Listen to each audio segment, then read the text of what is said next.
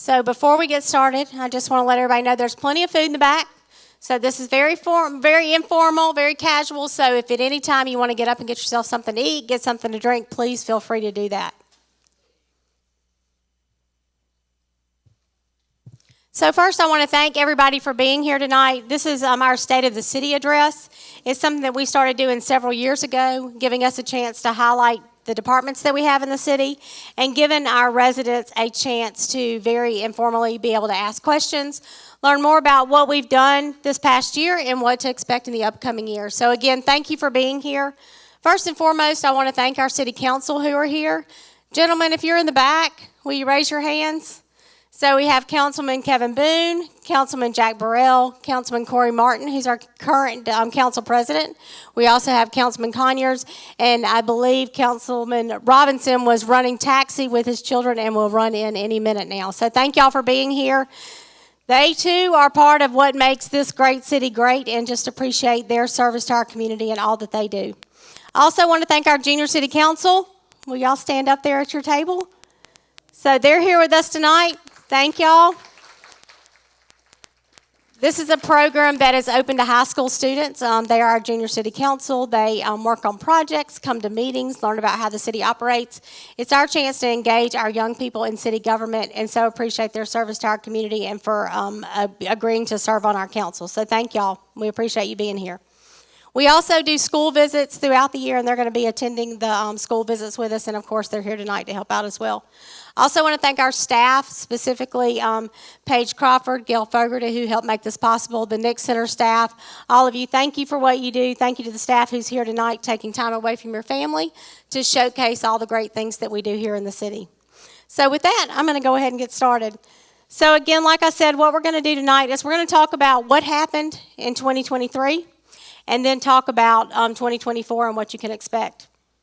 So in 2023,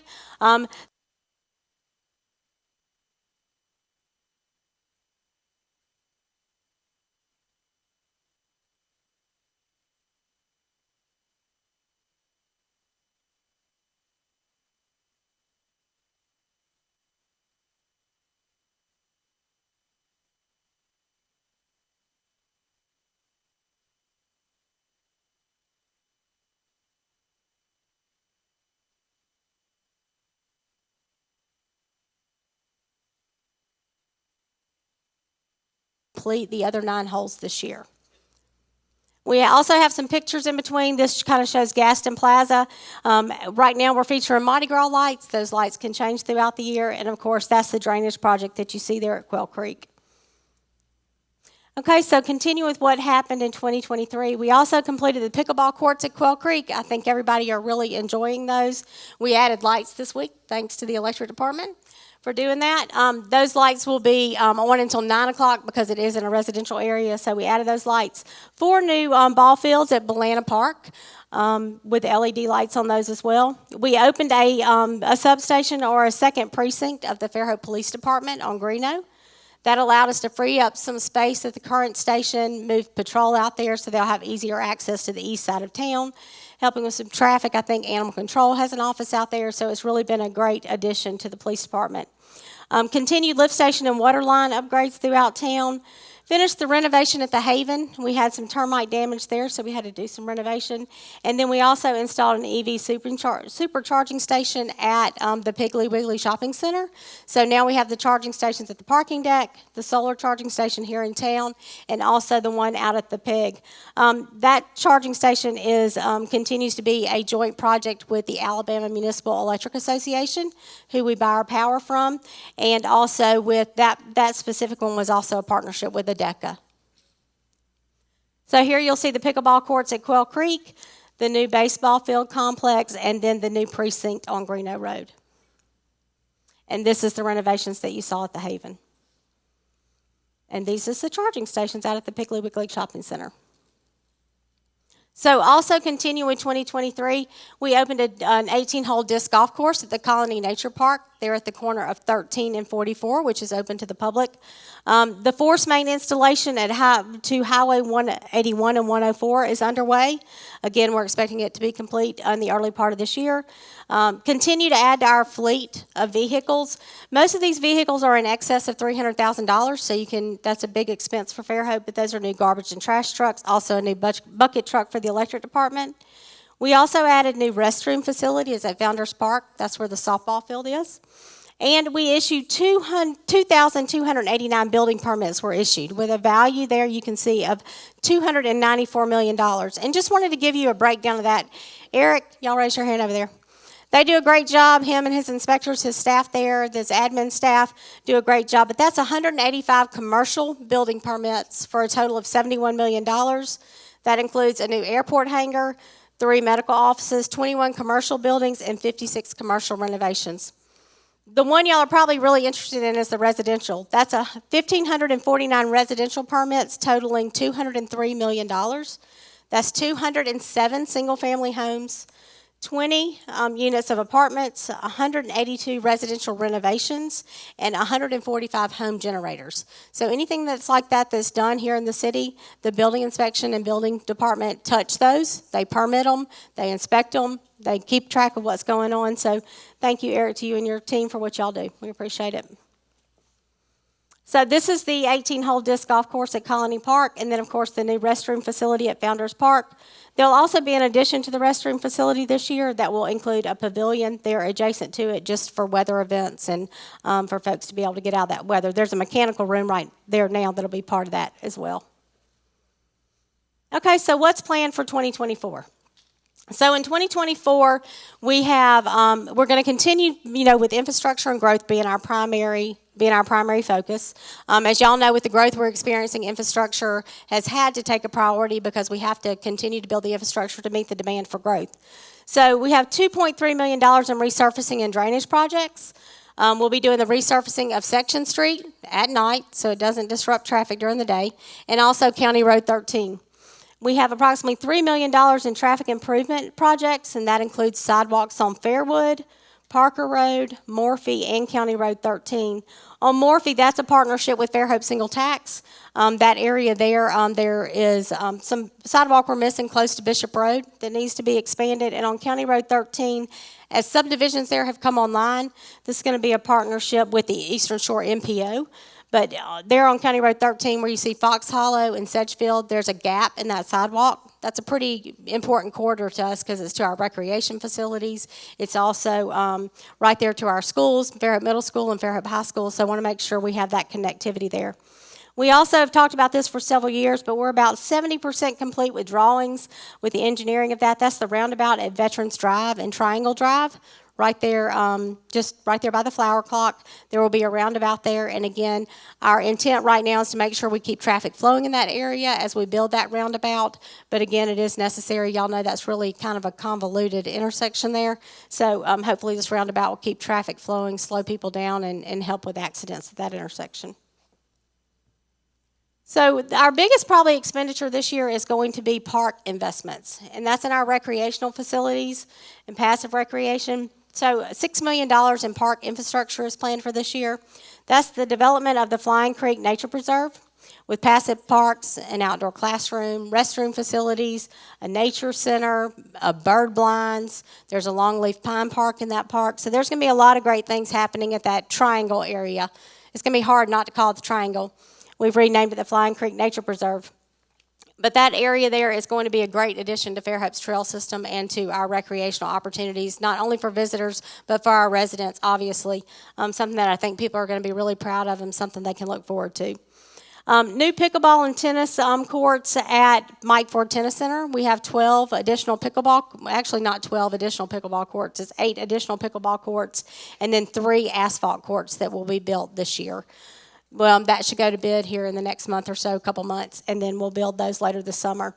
Shade structures on all of our bleachers at Founders and Valana Park. As y'all know, it gets very hot here, so putting those shade structures over those bleachers is really important. Master plan for the recreation property we have at 13 and 32. We have 114 acres right there at that intersection, right there close to the airport. And thankfully to the city council, the folks who were serving then had the foresight to buy that property and have it there. And again, as our recreation programs continue to expand, for any of you who have children involved in the recreation programs, you know we continue to see increased participation. I think one number, and I know Councilman Burrell was really impressed with this, we have close to 600 kids participating just in our recreational basketball program. That program continues to grow. Baseball, again, usually holds at about 700 kids. Softball, 200. So we have a lot of kids participating in those programs, and continuing to expand those recreational parks are going to be a priority for us into the future. So that, and also the track and field complex at Founders Park, that is going to be a competition track. It will be open to the public from 6:30 to 9 every day, and it is really exciting for us to, again, add that to our recreational opportunities we have here in Fairhope, but something for the general public, not to mention our local high school, middle school can use it for track and field events. That's a partnership with Baldwin County Board of Education and Fairhope Single Tax. Fairhope Single Tax continues to be a partner with Fairhope. They contribute to everything from, we were able to partner with them on a property that we just purchased down by the pier. If you go down the pier, you see the fire hall, then you see that little, I guess it used to be like a sandwich shop. We've been able to acquire that with Single Tax help. Also, they've contributed to the track, so they continue to be a great partner and invest back in our community, and we appreciate them and their leadership. We're also adding new LED lights at Fairhope High School baseball field and W.C. Majors Field. That's the football stadium. The LED lights, as y'all know, the lighting technology has changed a whole lot. So we're having to go field by field and change out the lights to make sure we have the parts that we need for that lighting system. But it also allows us to be more efficient. We can operate those with an app. There are energy savings. So really important that we're able to do that throughout our recreational facilities as well.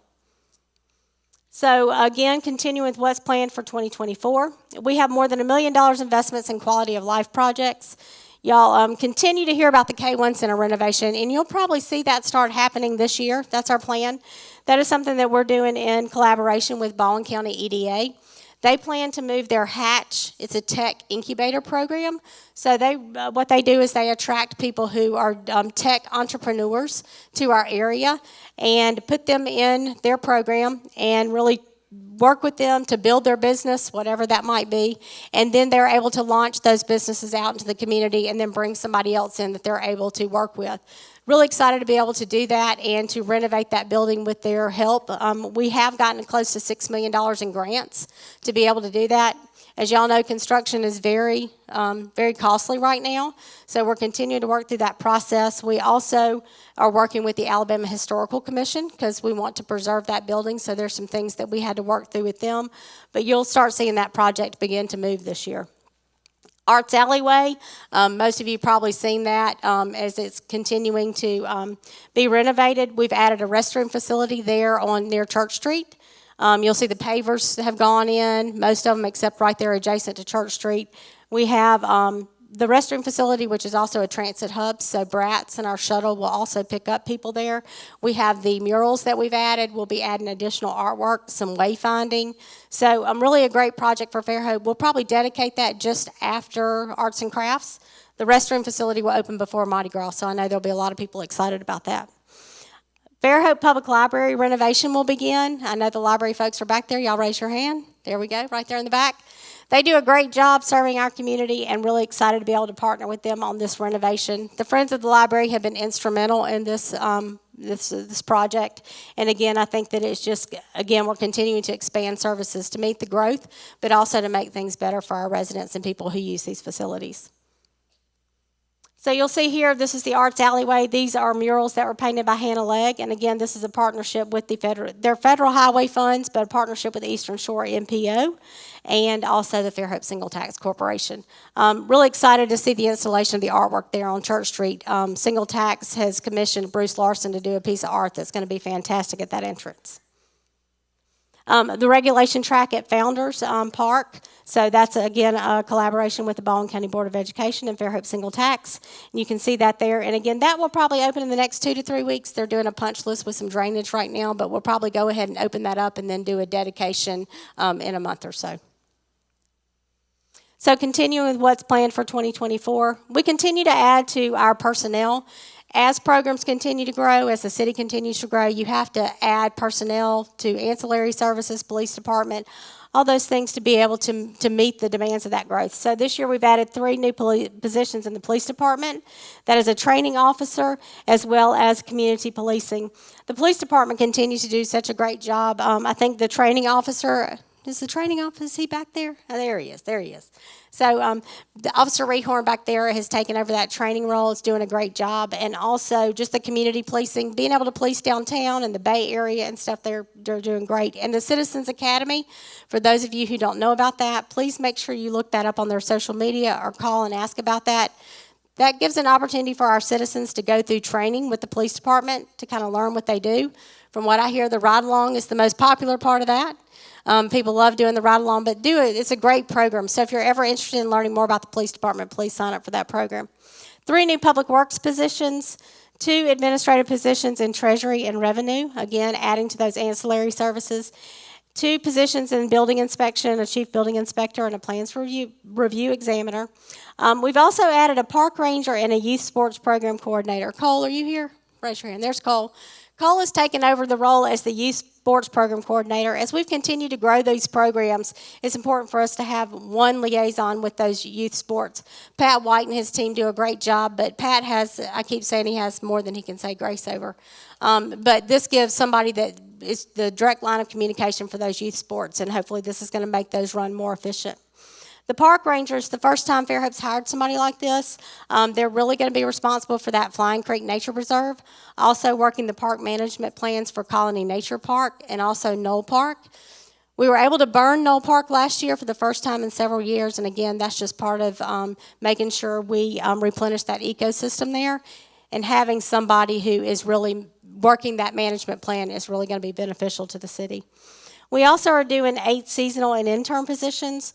Last year, we partnered with local utilities to do an internship. It's really workforce development for us. It might be those high school students who don't want to go to college, are looking for technical jobs, would like to come work for the city. So we have 8 positions that we're going to have this year working between the utilities and also HVAC and the mechanics. So really excited to be able to do that. I think it's a great way to cultivate our young people here in the community who might want to know more about the city and might, want a job with the city in the future. So getting to the finances of it, the budget this year includes $43 million in utility upgrades. Most of that is in water and sewer. Y'all know the challenges that we faced with our water and sewer infrastructure. I'm sure most of you last year, heard about the water conservation. The water lines and the water wells we're putting in are going to help with that. We're going to gain 2 million gallons of capacity, so that will bring our capacity up to 11 million gallons from 9 million gallons. We're continuing to work that plan, adding new wells. We've got sites now to drill new wells, so we'll continue to work that plan. We'll also be adding the underground lines in downtown on Magnolia and underground electric lines, and then also that 44 kV loop for the redundancy of our electric system. We'll do continuous work on sewer and lift station upgrades. That includes $17 million in upgrades from the Restore grant. $4 million of that is from the city. The other 13 is from Restore. That rehabs about 2,000 manholes. It's lining miles of sewer line and also upgrading 6 lift stations. So, again, we continue to work on our infrastructure to make sure we can meet the demand that we're seeing.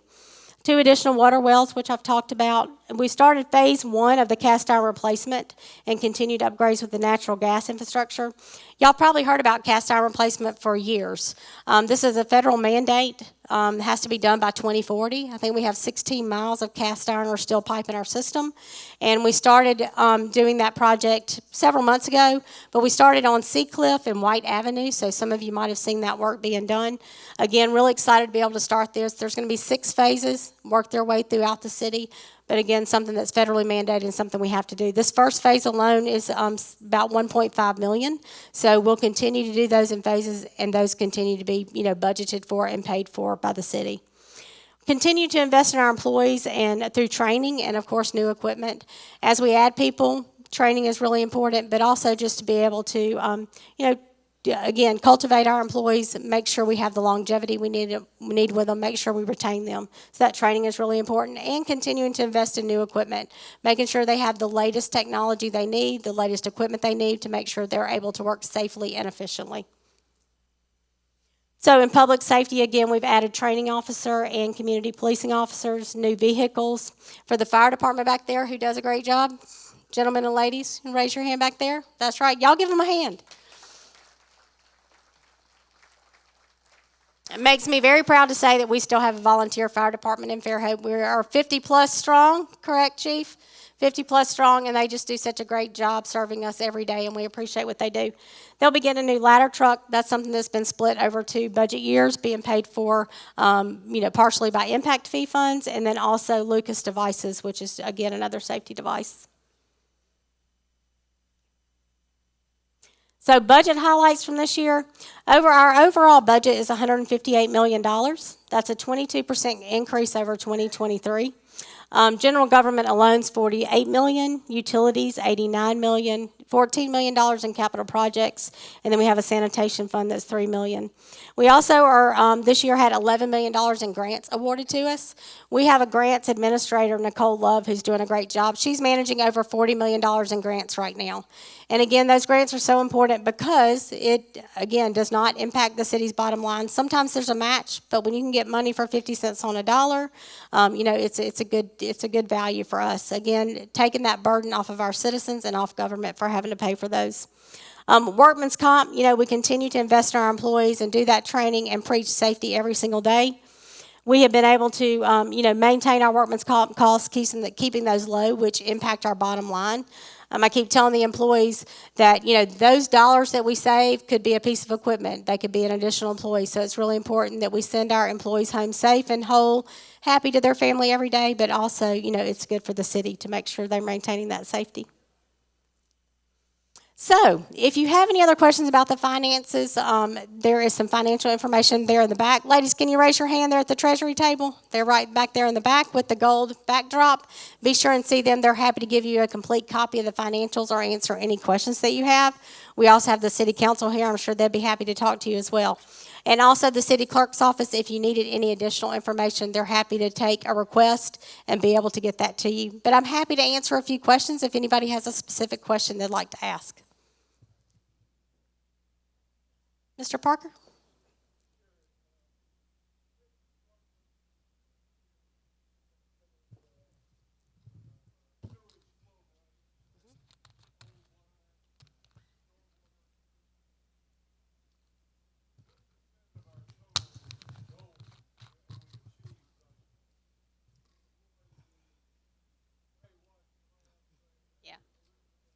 Yeah, so he's asking about sanitary sewer overflows and how we've been able to control that. I probably can't give you a percentage. I can get that for you.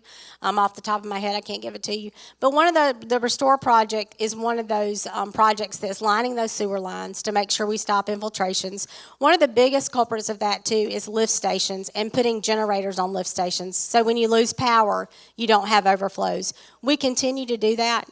We've continued to add generators to our lift stations to make sure that doesn't happen. But the rehab projects that you see that we're doing, that's helping with that. You've probably heard a whole lot less sanitary sewer overflows than you did in the past. And I think you'll continue to see that. We continue to, again, make improvements to make sure that that's not happening. Thank you. Anybody else? Any other questions? Well, thank you again for coming tonight. Please do not leave without a Kaneka dog. We have plenty of food. Please visit the departments. Thank you again to the staff who are here. Can everybody who's an employee with the city raise your hand? Can we give them a round of applause?